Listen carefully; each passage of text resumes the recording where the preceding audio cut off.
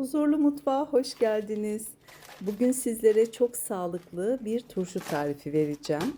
Bu turşu aynı zamanda salatalarınızın üzerinde ya da öğün olarak da size eşlik edecek. 25 kiloyu verdiğim süreçte turşularımdan ve soslarımdan çok fayda gördüm. Bazen öğün olarak, bazen de yemeklerimin yanında, bazen de salatalarımın üstünde beni çok tok tutucu hale geldi. Ayrıca metabolizmamı çalıştırdı.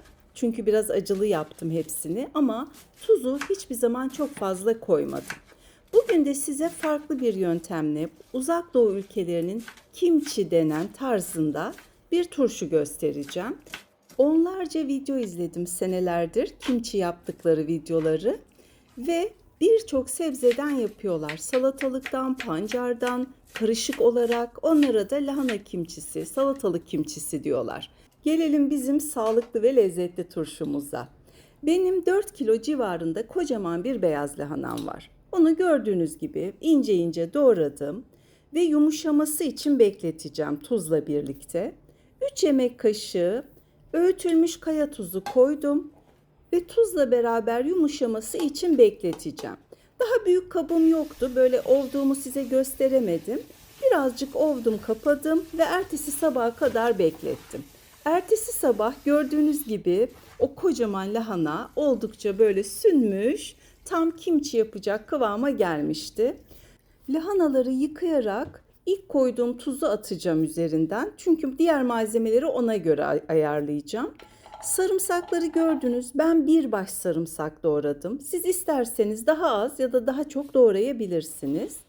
Üzerine bir su bardağı dolusu sirke, 3 yemek kaşığı tuz, 2 tane kesme şeker, 2 yemek kaşığı dolusu pul biber koydum.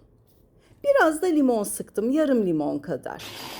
Çoğunlukla onlar da koyuyor. Ben de limon da eklemek istedim. Hem böyle daha kütür kütür bir yapısı oluyor.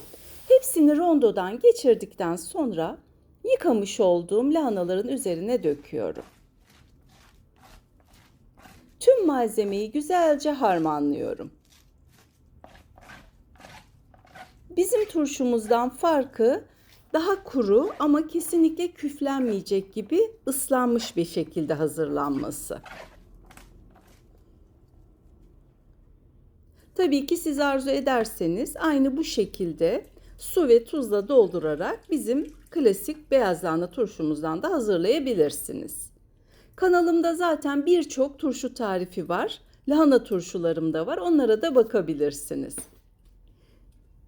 Şimdi 2 ayrı kaba ben bunu yerleştireceğim. Çünkü büyük kavanozlarda yaptığımda turşularım buzdolabına sığmıyor. Hiçbirimizin sığmaz yüksek kavanozda. Havalar da sıcak gidiyor. Dışarıda ya da ev içinde eriyor. Böyle işte kef yapıyor. Bir tadı kaçıyor turşunun, bulanıyor.